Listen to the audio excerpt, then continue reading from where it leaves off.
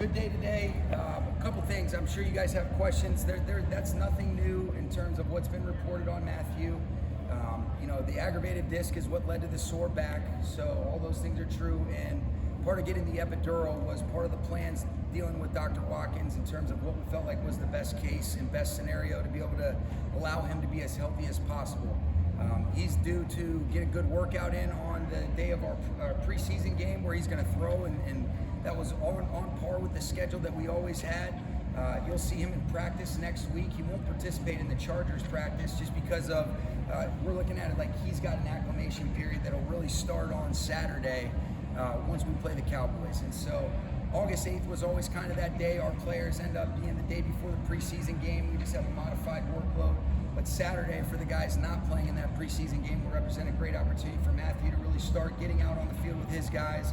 And then whenever we come back on Monday, you'll start to see him take part in individuals, all those things, which is exactly what was on par with the plan.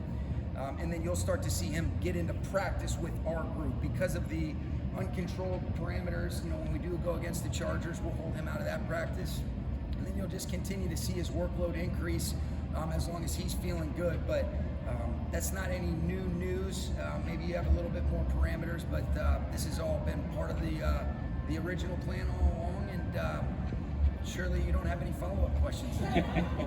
First of all, just kidding. What happened with Jared? He bumped knees. He and Fisk bumped knees on a little game right there, and so we'll hope that he ends up being okay off of that.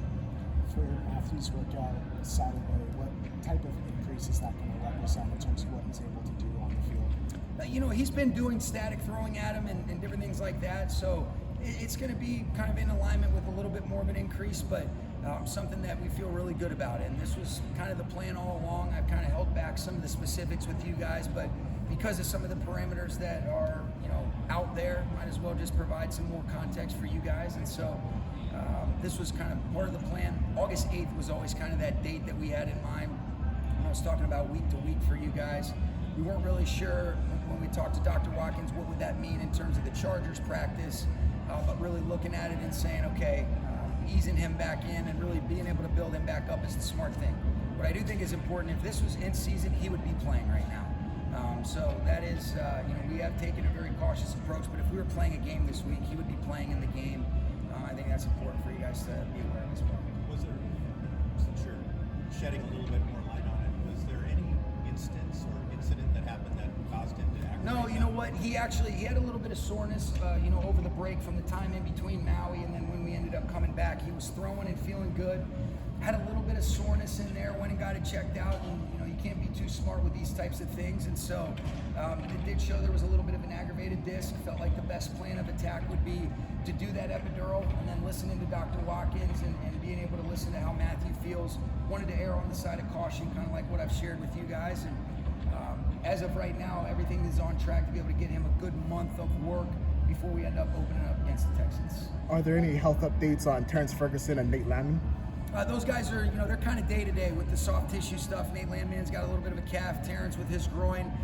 So those things can kind of be real challenging. And I know those guys really, Emmanuel Forbes is in that group too with his calf or his hamstring. And so a lot of those guys that are dealing with soft tissue stuff right now, they want to get out there as soon as possible, but I kind of defer to Reggie on those types of things.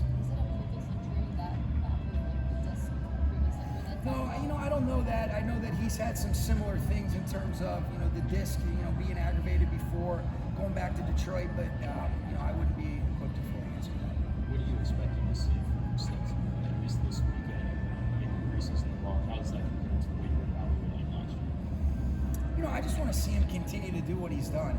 Keep taking steps in the right direction. I think most importantly, Stu, I've seen a guy that's enjoying it, is totally immersed and present out on the field, and being able to move from one snap to the next. I think you're looking for good operation in and out of the huddle, good command, good ability to be able to read with his feet and be able to distribute the ball where it goes. And then part of the thing that makes his game fun is when things go off schedule, he can do some pretty creative stuff just by being the natural and instinctive athlete that he is. But more than anything, the good operation and really just enjoy the opportunity to go compete and show the work that he's put in. No, I don't have anything on him. He's dealing with a little bit of a back as well, so he's kind of week to week right now. What do you want to see from your running backs in the preseason? Yeah, I want to see those guys. I want to see them be able to pick and choose the right spots. I think one of the things that's hardest to evaluate in these types of settings, Kurt, is these running backs. You don't get tackled.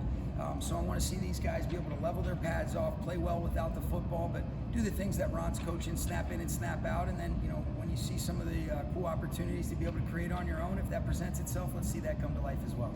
What are your thoughts on the job Warren McClendon did at joint practice on Tuesday? I thought he was awesome. Warren is a guy that I think he's taken as many strides as anybody. I think Ryan Lindell as a whole has just done such a great job with that offensive line group, in addition to Zach Cromer, Brian Allen. It's great to be able to have Mike Munchak anytime that he comes around, and his experience and his wisdom and knowledge. But I've been really pleased with Warren. He's obviously very comfortable playing on the right side. I thought the times that he had to come in for Rob Havenstein last year, he did a great job, and now you're seeing a guy that has also shown that he can be really functional and is continuing to get better playing the left tackle as well, getting comfortable to play in both of those stances. I'm really proud of Warren, want to continue to see him take those steps, but he did a nice job.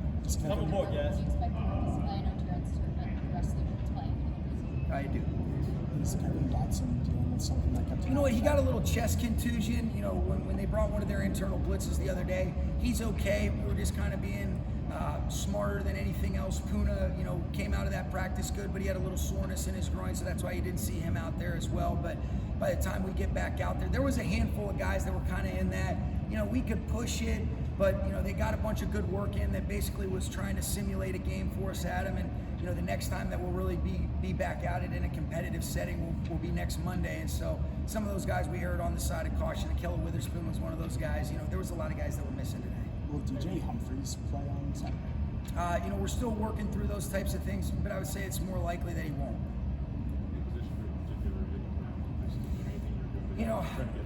Yeah, I'm looking at them all. I think one of the things, you mentioned, I got asked from Stu about the runners. I'm looking forward to watching Blake, watching Jarquez Hunter and Ronnie and those guys run. Looking forward to seeing, our outside linebackers play. Obviously we know Verse and BY are, pretty, solidified. And then, there's a lot of great competition behind those guys for a lot of different roles and responsibilities based on the personnel that we're in. And so that's another spot that I'm looking for. Is that similar to Coordinators call the game. It'll be a little bit of a mix and match. So for this game, Mike will call it for the offense. Greg Williams will call it for the defense. And then I could go through. You want me to go through the whole preseason for you right now? But that's for this week. I'll do it when we get to those games. I'll leave it to Aubrey in week 2. He's got to answer those questions. Last preseason, Jordan Whittingham really stood out a little bit. This preseason at wide receiver, you seem to have a lot of depth and playing for 4 or 5 positions. Sure. Is that a big focus? I think it is, and I think these guys have really started to show. We've had a lot of good opportunities to evaluate these guys. Jay Witt did a great job last. You could really feel. I thought his game day demeanor, even in a preseason, was outstanding. That's how I felt about Puka the previous year. Jay Witt is no moment's too big for him. But I'm looking forward to watching guys like Xavier take steps in the right direction. Kanate, has really done a nice job, and you're seeing guys like Mario Williams, Britton Covey made a couple good plays today. So I'm looking forward to watching that group as well.